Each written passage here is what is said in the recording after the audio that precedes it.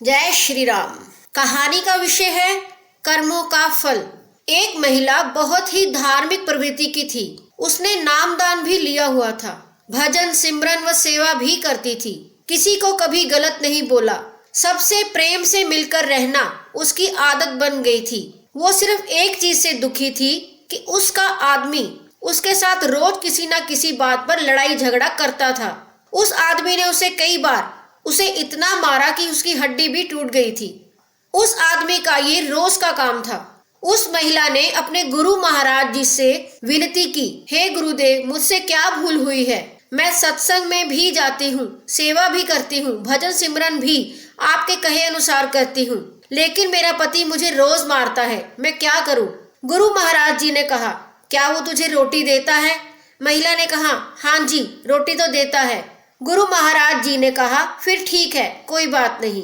उस महिला ने सोचा कि अब शायद गुरु जी की कोई दया हो जाए और वो उसको मारना पीटना छोड़ दे, परंतु ऐसा कुछ नहीं हुआ। उसकी तो आदत ही बन गई थी रोज अपनी पत्नी की पिटाई करना। समय के साथ कुछ साल और निकल गए। उसने फिर से महाराज जी से कहा कि मेरा पति मुझे रोज मारता पीटता है, मेरा कसूर क्या है? गुरु महाराज ने फिर कहा, क्या वह तुम्हें रोटी देता है? उस महिला ने कहा, हाँ जी, देता है। महाराज जी ने कहा, ठीक है। महिला बहुत निराश हुई कि महाराज जी ने कहा ठीक है। वो घर आ गई, लेकिन उसके आदमी का स्वभाव वैसा का वैसा रहा।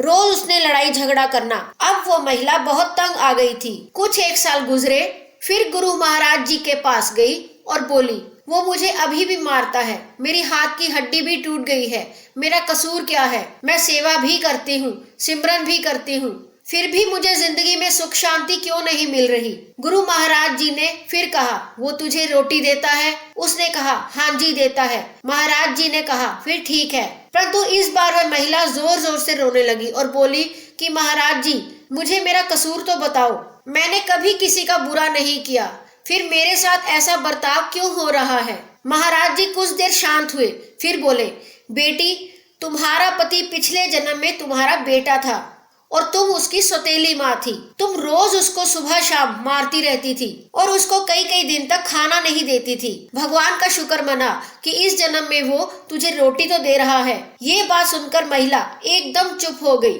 गुरु महाराज जी ने कहा, बेटा, जो कर्म तुमने किए हैं उसका फल तो तुम्हें अवश्य भुगतना पड़ेगा। फिर उस महिला ने कभी महाराज जी से शिकायत नहीं की, क्योंकि वो अब सच को जान गई थी।